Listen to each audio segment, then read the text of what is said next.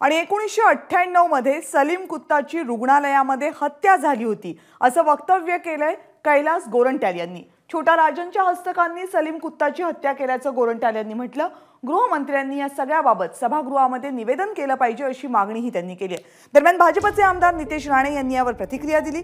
आमदार कैलास गोरंट्याल यांना अटक करून पोलिसांनी त्यांची चौकशी करावी अशी मागणी नितेश राणे यांनी आज केली। जी मी माहिती घेतली त्यात सलीम कुत्ता हा बॉम्बस्फोटाचा आरोपी 98 साली त्याला हॉस्पिटलमध्ये त्याचा मर्डर झाला। मर्डर करणारे रोहित वर्मा, मर्डर करणारे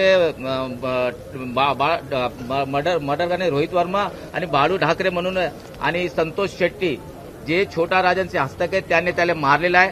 आता नवीन सलीम कुत्ता कोणता आणला ते मला माहित नाही। एक या मारल्यानंतर सलीम कुत्तावर कुर्ला त्याची 3 बायका आहे, त्या तिन्ही बायकाने कोर्टात सांगितलं की आता आमचा नवरा मारला, जे गव्हर्नमेंटने आमची प्रॉपर्टी सीज केली ते रिलीज करा।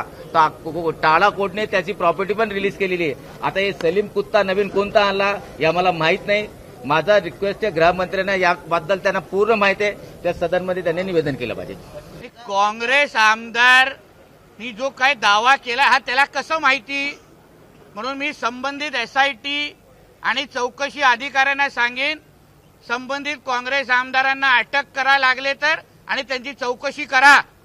त्याला कसं माहिती का तो मेलेला आहे। 93च्या बॉम्बलास्ट नंतर एक वोरा समितीचा रिपोर्ट आलेला वोरा, त्याच्यामध्ये काँग्रेसच्या नेत्यांचा आणि दाऊदच्या संबंधित तो रिपोर्ट होता।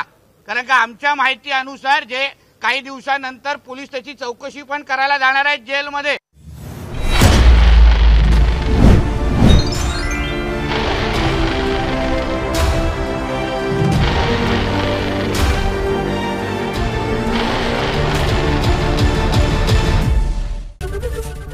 ABP माझा, उघडा डोळे बघा नीट।